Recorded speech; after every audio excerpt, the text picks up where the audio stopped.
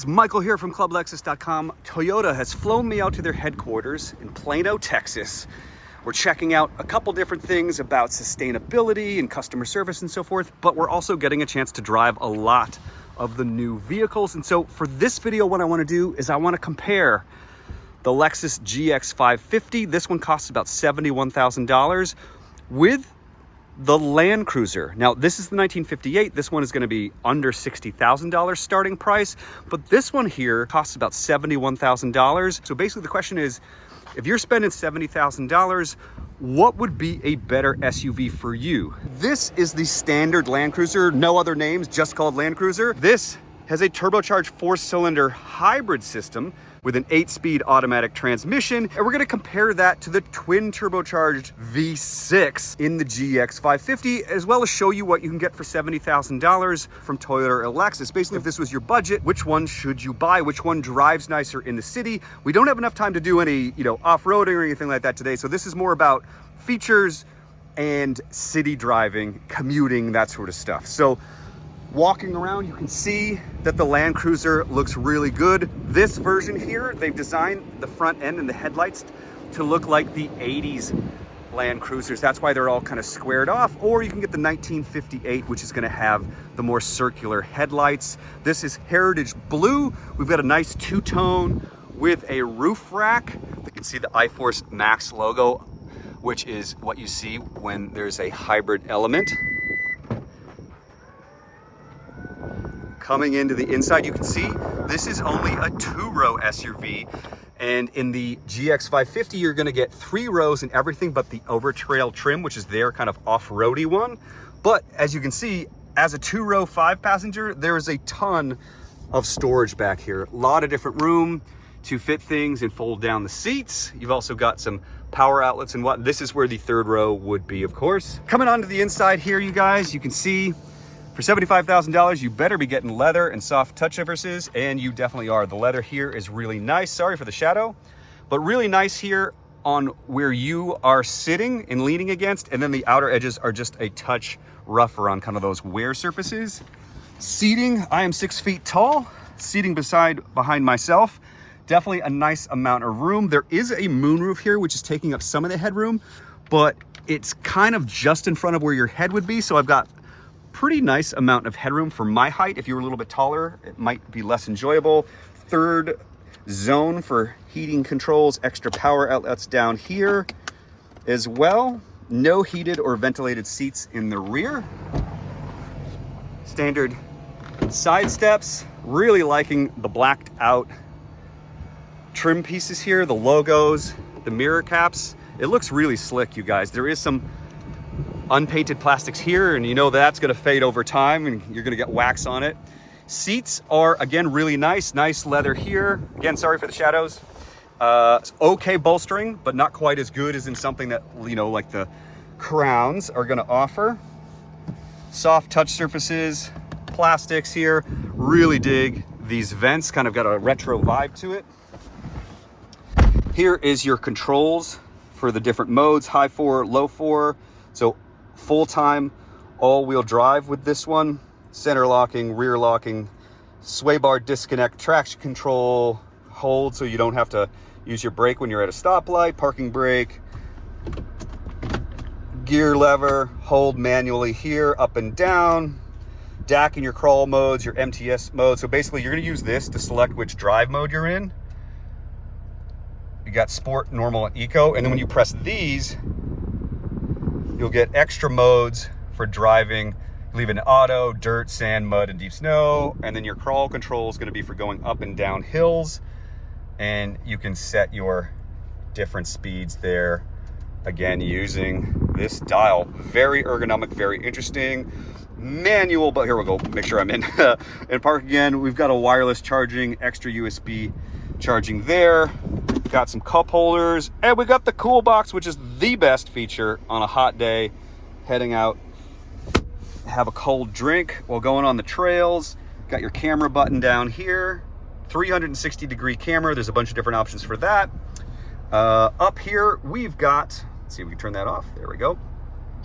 wireless Apple CarPlay and Android Auto. This is Toyota's infotainment system. Toyota and Lexus have had this for a while. The one downside about Toyotas is that, as you can see here, on the Lexus vehicles, you've got options to remain using the infotainment system right here, so you don't have to tap this button to get to these things. In the Lexus, this all stays while you're operating it, so it's like, I don't know, 25% more ergonomic. But anyway, navigation, music, phone, vehicle information, heated steering wheel, ventilated seat controls, physical HVAC settings. This is very similar to what is actually in the Crown as well. So love having physical buttons and that you don't have to use the big screen like you do in the Lexus. JBL sound system, pretty good, not great. You know, clean highs, clean mids, not huge in the bass department. We've got some controls up here for the moonroof, a bunch of different controls here on the mirror. The only thing that's kind of weird here in the cabin, I'd say, is that the volume knob is kind of hidden here behind the steering wheel, so it's kind of not in the greatest spot. Over here on the steering wheel, which is a nice soft leather, we've got phone and menu and volume controls. Over here, we've got adaptive cruise control, and this is gonna be like next track, and this is your sound mode, so you go between, you know, different audio options. I never liked the fact that this is called mode. Let me know if you agree with that. But we've got a digital gauge cluster that is slightly customizable. And then in terms of, this one is showing 17.8 mpg. The system here says that we should be getting up to 25 on the highway, 23 combined, 22 around town, because we've got a hybrid motor paired to a 4-cylinder instead of twin turbocharged V6. Checking out the GX550 Overtrail. This one is in atomic silver here. This is not the Plus. So there's a more luxurious, more well-optioned version of the Overtrail, but very similar, obviously, in terms of looks compared to the Land Cruiser. Similar mirrors, of course. We've got the side steps. Here, we've got 18-inch wheels with Toyo tires, open country all-terrain. So you've got a little bit more side blocks and tread to play off-road. Another thing that this one has is this one has adaptive suspension. So you can adjust it. There's normal, comfort, and sport mode, or normal off-road and sport modes. So different firmness settings for how it reacts to things. The other thing to note is that this has the KDSS system, which is an automatically disconnecting sway bar. So in the Land Cruiser, you have a manually disconnecting sway bar. In this one, there's automatic system. The front and back is connected. And depending on what the sensors are saying, it's gonna disconnect so that you can have more articulation when you need it. Coming into the back here, you can see how they're using different panels on the shared platform to put the Toyota looks to it, as well as the Lexus, which is a little bit more sleek here, but basically the exact same tailgate, or very similar, I should say. Maybe not exact, but very similar. You can see the Overtrail is also a 5-passenger. The difference is that the GX, you can have a 3-row option in the Premium, Premium Plus, Luxury, and Luxury Plus. But this is basically the same as the Land Cruiser that we just saw. You've got the automatic closing. The one extra nifty feature here, once that's shut, you can pop this and reach in here as well. Coming into the back seat. Again, very similar to what is in the Toyota. This is not real leather here, and this is a little bit rougher, but smoother right there, a little bit rougher on the sides. You got your charging ports, no third zone, but extra ventilation there, some lighting. See if it's got the same headroom. You can see here you've got this, it's mostly a black interior, but you've got these black olive suede accents, which is exclusive to the Overtrails. Nice legroom here in the back, good headroom. Again, I'm 6 feet tall, and yeah, pretty nice sitting back here behind myself. Not as big as like the Sequoia or the LX, but pretty nice overall. Look at those meaty tires. Same black handles as that Land Cruiser. Got the mirror caps there. This one does have a 360-degree camera, and when you go into reverse, the mirror's angled downwards so you can see what your back tires are doing. So that is super nice. The seats, again, powered, heated, and ventilated. Feels very similar to what is in the Land Cruiser. Starting it up, it is very warm here in Texas. So wireless Apple CarPlay, wireless Android Auto. You've obviously got a much bigger screen here in the Lexus. Also got a digital gauge cluster here. So what you're gonna notice is kind of two things actually. In the Lexus, the HVAC is integrated down here. So even though it's technically a larger screen, the amount of screen that you're using for infotainment stuff is basically the same as what's in the Toyota. And then you have to use touch buttons for all the heating controls in your seats and that sort of stuff. And I'm gonna be honest, I don't like this as much as the one that's in the Toyota. Similar mode select, so you got your different modes here. There's obviously going to be a bunch more here in this one because again, this is going to adapt to, so you got your comfort mode. Oops, here we go. Comfort mode, normal, sport, eco, sport plus, sport S plus, and these are going to do things like adjust throttle, shifting, that adaptive suspension I mentioned earlier. It's going to change a bunch of things, and there's a custom mode where you can, make the engine sporty and this, the suspension comfortable and that sort of stuff. Down here, you got your high and 4 lows, very similar. Center locking diff, rear locking diff, exact same. We got the cool box. We got our DAC and call controls, our mode terrain select modes. Again, very, very, very similar in terms of what they offer. Wireless charging pad. Oh, actually, you know what? This one does not have a wireless charging pad, I don't think. I don't think that's no, not a wireless charging pad here. That's in the Overtrail Plus, but you do have extra charge ports here. So steering wheel, nice, comfortable leather. I think this is a step up from what's in the Toyota, to be honest with you. Visibility out the front is outstanding. Sorry again for the flicker. Anyway, the nice thing, I'm gonna insert a shot here, but the nice thing about this one is that when you're in CarPlay mode, these stay up here in the Lexus. So you can always get to the car features and the internal navigation and the phone settings without having to back out of CarPlay. And it's something that Toyota should put in their vehicles as well. I think there's an update coming for that, but very easy to use. Adaptive cruise control, paddle shifters, hold your gear. Settings for that mode is more of an audio thing than anything on this screen here. We've also got the same menu systems, volume. The ergonomics on this steering wheel are pretty nice. So overall, very good. Let's go ahead and compare the driving experiences and be on our way. Driving the current generation Land Cruiser here as the Land Cruiser Edition, not to be confused with the 1958 or first editions, but all right. 20-inch wheels on pretty standard street tires. Driving it, the suspension is nice, it's comfortable, but there's no mistaking that this is a body on frame truck platform. It's definitely a lot more jittery than and you can feel more of the bumps compared to a unibody car or crossover. Acceleration with over 400 foot-pounds of torque is nice off the line, and then it kind of runs out of steam, if that makes sense. So the way that it seems to have been designed is for low output torque, which is going to help you with rock crawling and trail running and playing in the mud, snow, and of course driving around a city. It is a nice driving truck. The power feels good for this amount of weight, and it is not authoritatively fast or anything like that. So if you're looking for a sporty SUV driving experience, this is not the one to get, but you can definitely feel the road. And then if you go, on a corner, this thing is a touch on the top heavy side, but that's kind of a to be expected heavy, tall SUV. Love the sight lines, love the features.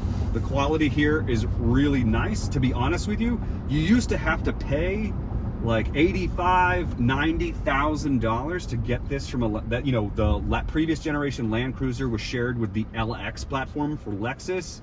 So you're in the $90,000 range with those, and here it's $75,000. The tech is improved. And maybe not quite as fancy, maybe a few more plastics in here, but generally speaking, all the touch surfaces are really nice and it feels very luxurious. So yeah, onto the GX. All right, pulling out here with the GX 550 Overtrail. Again, the big difference here is that we've got twin turbocharged V6, 10-speed automatic. This one has thicker tires for off-roading, and it also has an adaptive suspension. All stuff that should make the driving experience better.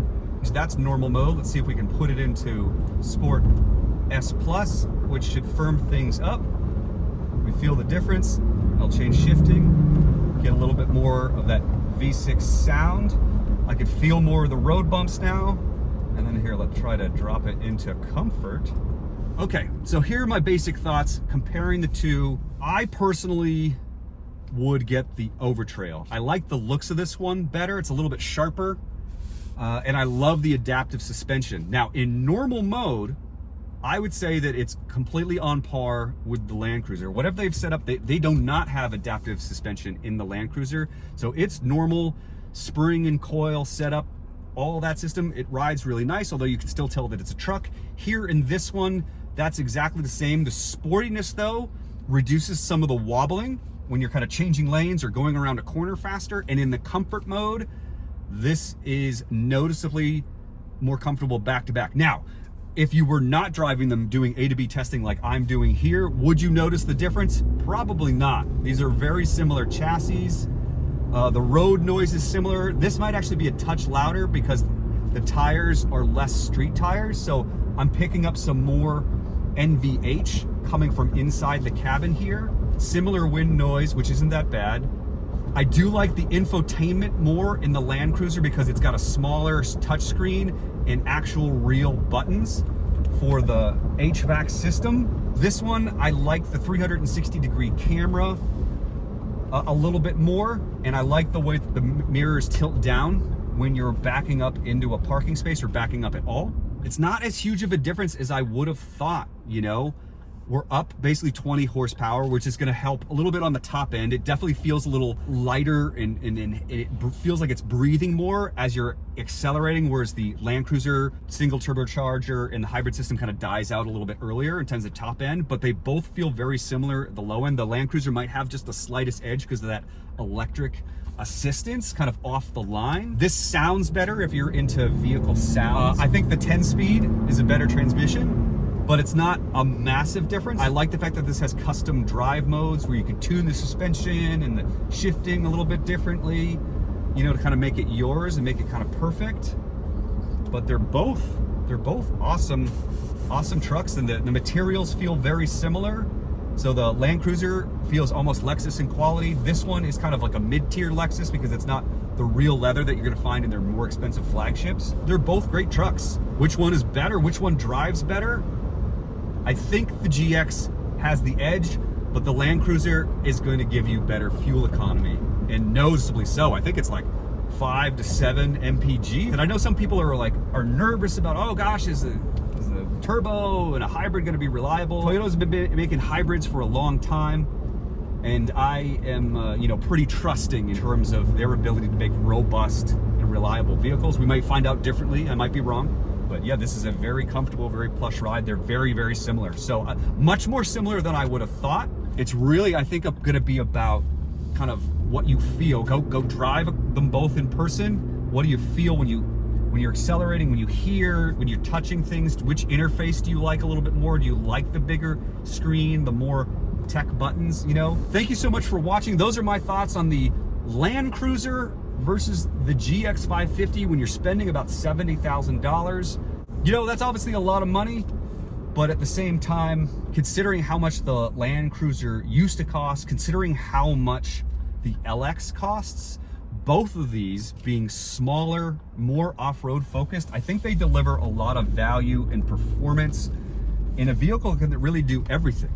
Driving around town, commuting, you know, of course, going onto the trails and enjoying yourself off-road. So yeah, anyway, thank you so much for watching. Please head over to clublexus.com. We can check out all sorts of information about all the Lexus and Toyota models. We've also got just a great car community where people just love cars there, all sorts of different brands, lots of great discussions.